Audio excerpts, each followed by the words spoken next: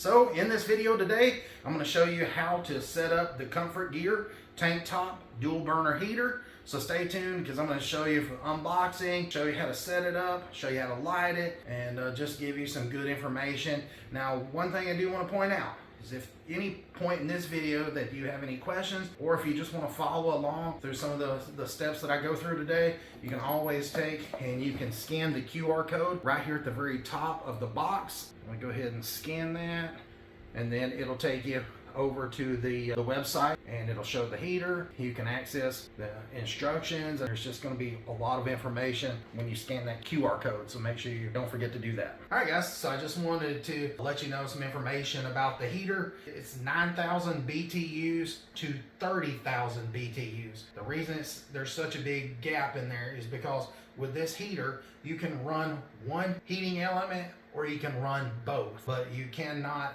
control them independently. So to get the 9,000 BTUs, you would only run one of the heating units, and you would run it at low, and so that would be 9,000 BTUs. The way that you would get 30,000 BTUs is you would run both heating units on high, and that would equate to 30,000. Now to get to the 18,000 BTUs, that would be running both of the burners on low. Now, like I said, there's no way to independently change the heat setting on both. It's one heat setting built into the regulator, so it's low, medium, and high, and off. So like I said, you can do one burner at 9,000 BTUs, two burners at 18,000 BTUs, and the settings in between are going to be for running it on medium. And then, like I said, 30,000 BTUs, it's going to be both of the heating element on high. A little confusing there, but you know, it's neat that you can only run one and save your propane where to run a longer amount of time. Now it says with a run time of up to 28 to 48 hours. So I just wanted to list a couple of places that it said that you could use the heater. That's around a job site, a campsite, a hunting blind, or on the sidelines of a chili game. But wherever you're at, make sure there's adequate ventilation. So this unit has a safety feature, and it has the tip over switches in there, so if it does get knocked over, it's going to just shut off. Some of the other information that I thought might be useful to you guys is this can heat up to 800 square feet, and also the weight on it. It's weighs 6.05 pounds. As far as the width, it's 15 inches. The height is 17.75. And lastly, it does come with a 1-year warranty. All right, so I'm going to do just a quick unboxing, but I want to go ahead and let you guys know that if you hear some rattling noise inside the box, nothing's broke. It's just these units have dual tip over sensors. So if the unit tips over, it turns off, and it's just a safety feature. So you can hear it rattling around in the box, and that's normal. I just didn't want anyone to think that it was broke. Now, if you do open it up and obviously something's broke or damaged on the inside, then you'll see it, but don't go by the noise there. Another good rule of thumb is whenever you're cutting the box open, try not to damage the box, because it is good to bring these in when they're not in use. And I like to just store mine in the original box that it come in, because you know, bugs like to get in these and make a home and all that. Yeah, I'd rather just have it in the original box, and that way, you know, I know that it belongs in here and that it'll fit. And then next year when I need it, when it gets cold, then I've got it and I can find it easy. And this is what it looks like when you open it up. You can just see that there's some pieces here on top. There's a bracket there. Let's set that aside. And then once you fold the cardboard back, you can see the contents there on the inside.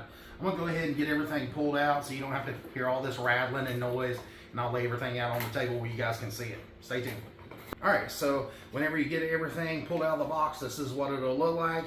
You have your manual right in here, and then there's a little baggie with some hardware, and then right in here you've got a bracket, which this connects the burners to the propane tank, and then you have the dual burner, and then you've got some information cards just zip tied to the fold right there. And then you've also got your regulator, pretty much everything that you'll need all in one unit. These have some cards here mounted to the bottom of this little manifold, and what these are is just pretty much telling the model number and how many BTUs, which this one on high is 30,000 BTUs. It does tell you the lighting instructions, the shutdown instructions, and then it's got some safety information on there, and it's written in several different languages. So you get multiple people operating this. You know, if you got any questions, you can always refer back to this. But most of your main information is going to be in your instruction manual, and I'm going through it right as we speak. And one of the first things I want to let you guys know is this is a type of heater that you don't want to use in a residential area. I mean, this is made for indoor construction areas where you have lots of ventilation, where there, you know, you might not have a roof on the house, or you might not have the windows in it where there's adequate ventilation flowing through, so you don't die from carbon monoxide poisoning. So one thing I want to make mention of is I'm just skimming through the instruction manual, telling you a lot of the highlights. Whenever you receive the unit, you'll want to go through and read in more detail. But like I said, I'm just going to skim through. One thing that I thought would be useful for you guys at home is it says right here the different clearances. So it says always maintain proper clearance from the combustible material, minimum clearance from combustibles. The side and rear is 36 inches, the top is 36 inches, the front is 60 inches, and obviously the floor is going to be 0 inches when mounted on a 20-pound propane tank. All right, so I'm going to show you how to install the unit. It's very simple, straightforward. You'll take the tank collar bracket, and you can see that it's got a little slot cut into it on each side. And what this is for sliding over the top part of the tank.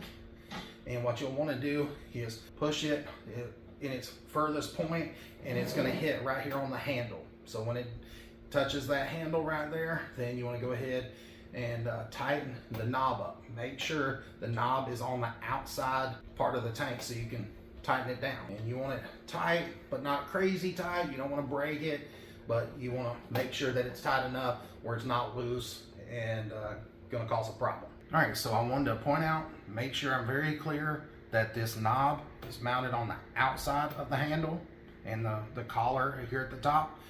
And then this bracket will come up and then come in.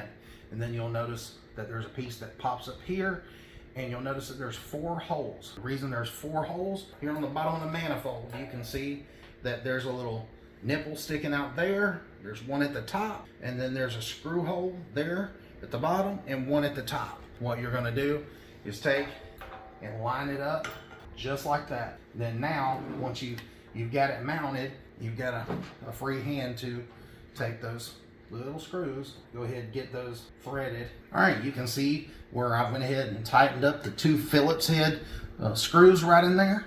And then you can see right there, here on the bottom left, there's that nipple that I was referring to, and it just sticks to that metal plate just to locate where it's gonna be mounted to that manifold so it's nice and straight. And there's a nipple on the bottom left, and then there's another one up here on the top right. And so now that I've got those 2 screws in there, this is nice and secure. It's not going to go anywhere, and pretty much the installation is done, all but hooking up the hose. Now I went ahead and cut these little cards off the manifold there. I will go back and put those on there so you'll have all the instruction on how to light it and all that, but I wanted to pull them off so you guys could see at home. Now next, you've got the little regulator here, and on one side you've got the cap, and you want to go ahead and remove this cap.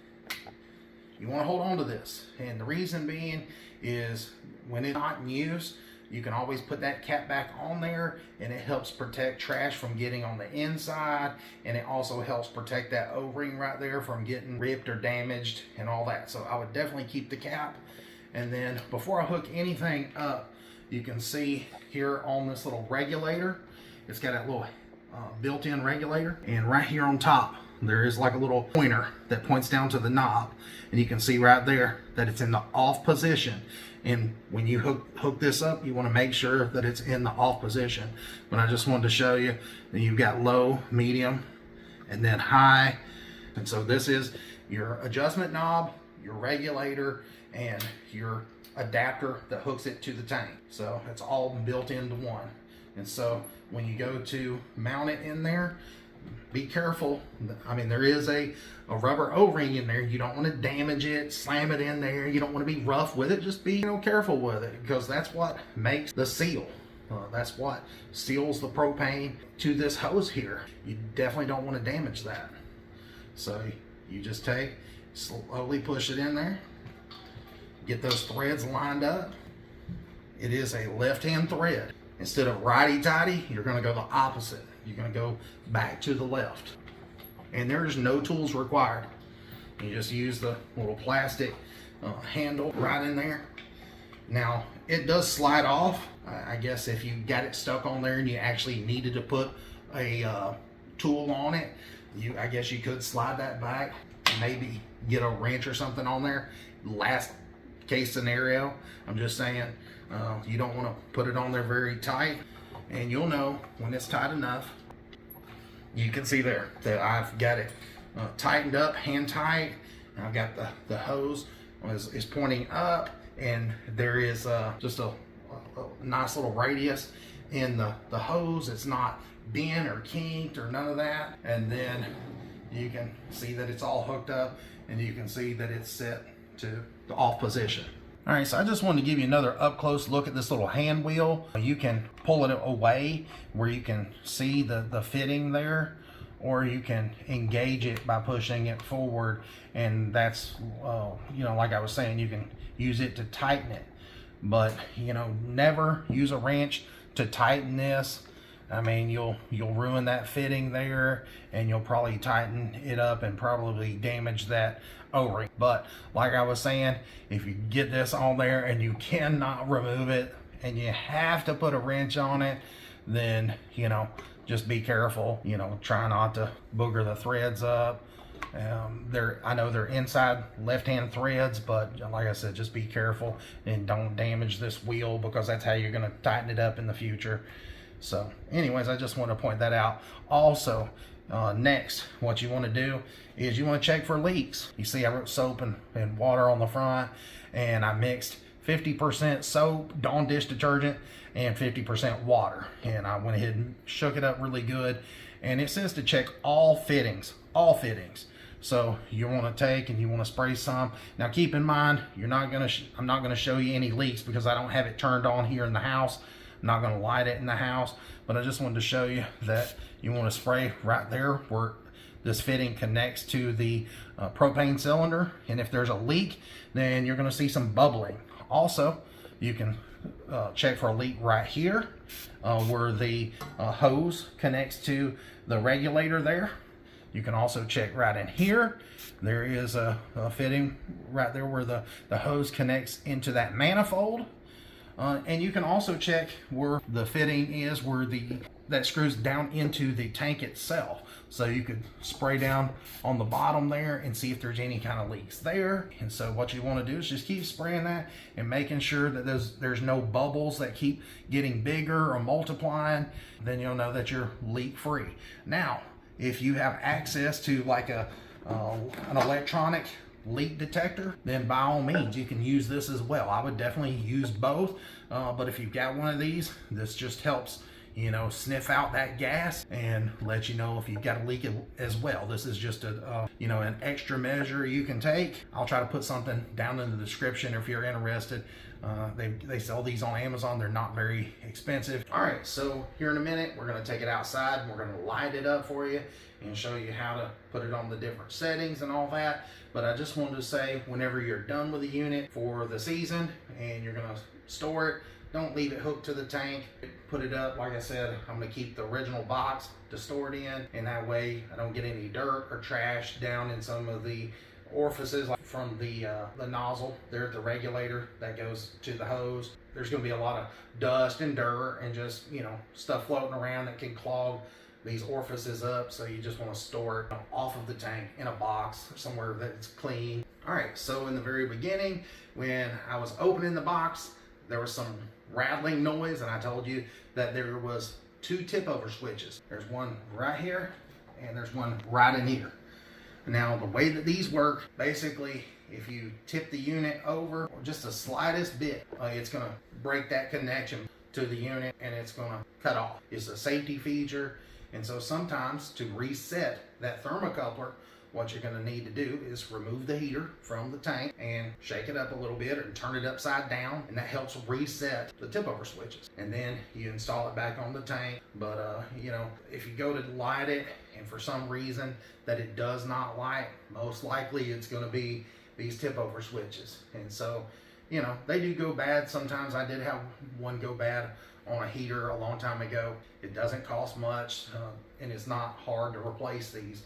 They're very inexpensive. It's just a couple screws and you can replace one. So just wanted to make mention of that. If it doesn't start, shake it a little bit, flip it upside down, reinstall it on the tank, and try to start it, and it should start. So you can see right here on the front of the unit that there is a burner guard, and that way you just keep, you know, you protect it from accidentally touching it. Now I will say, if you do touch it, it's gonna be hot. It's gonna burn you. But, you know, it's just another line of protection. And there is a guard, like I said, here on the front. And then there's also one here on the side. And so you want to always keep those on there. Do not take those off. That is in their instructions. Also, it says, warning, improper installation, alteration, service, or maintenance can cause proper damage, injury, or death. Read the installation, operating, and maintenance instructions thoroughly before installing and servicing this equipment. So it has another warning: do not cover air inlet holes in the mixing tube. And there's two of them. There's a mixing tube right here, and this is where your propane is going to come out, and it's going to mix with the air. And you can see right there, there's a hole, and it comes through that tube, and there's a hole on the other side, and you've got another one on this side as well.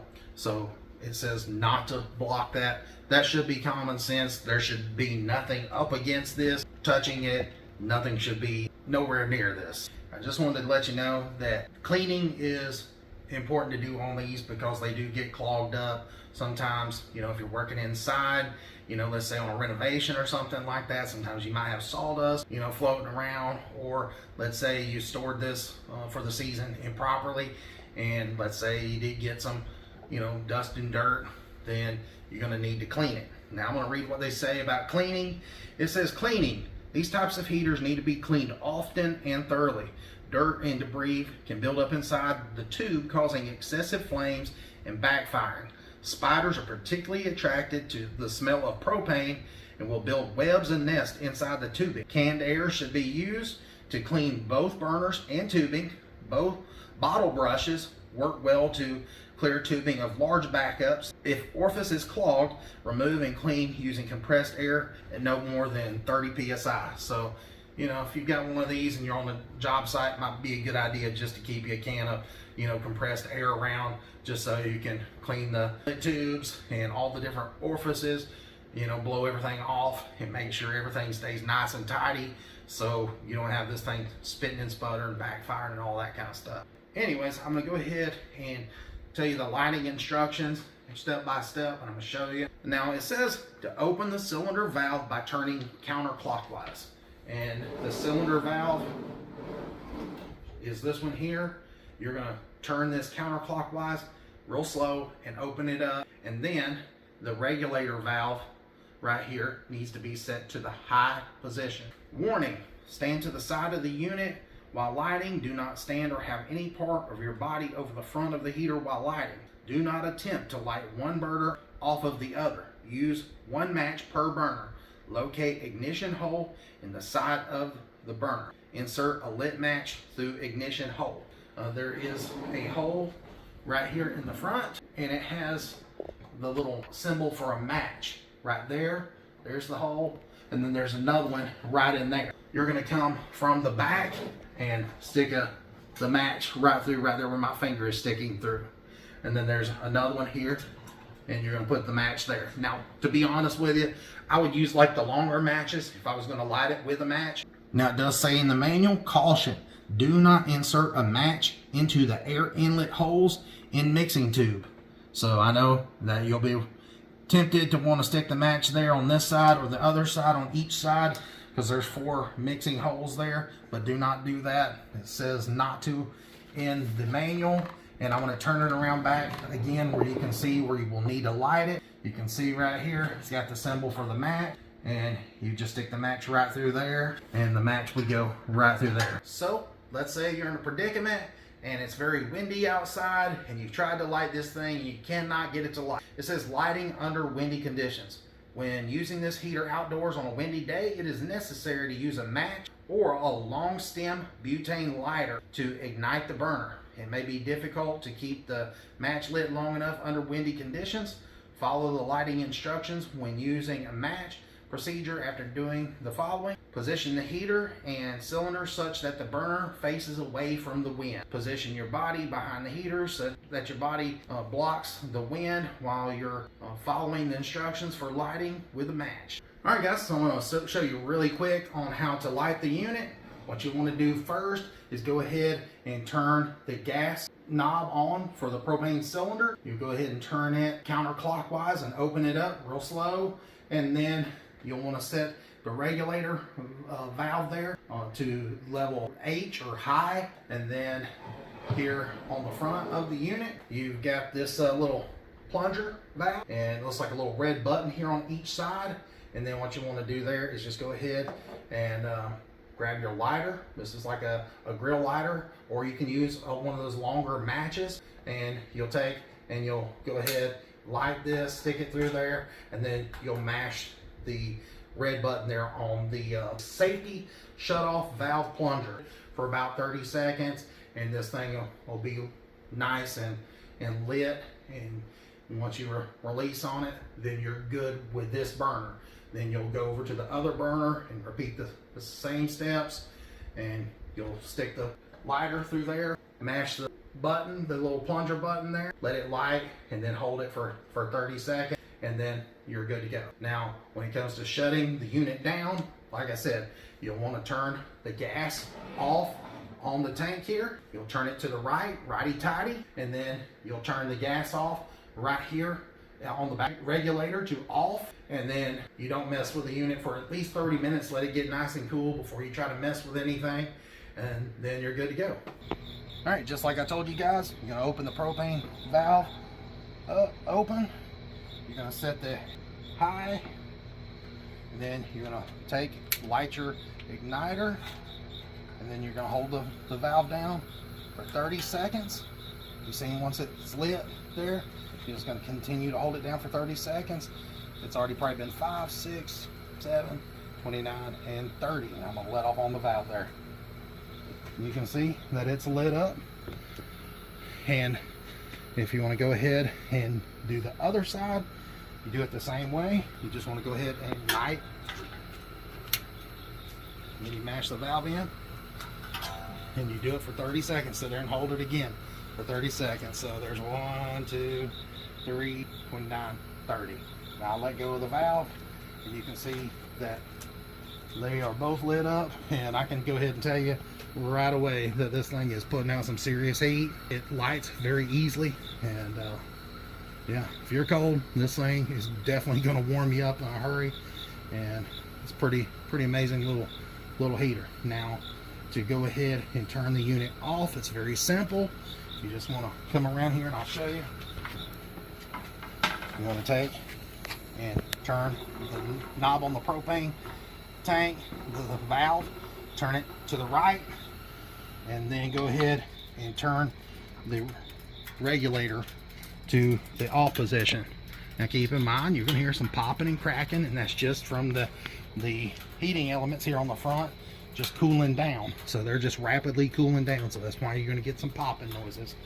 But it's very easy to light and turn off. Just make sure that you don't try to mess with anything, because it's going to be hot.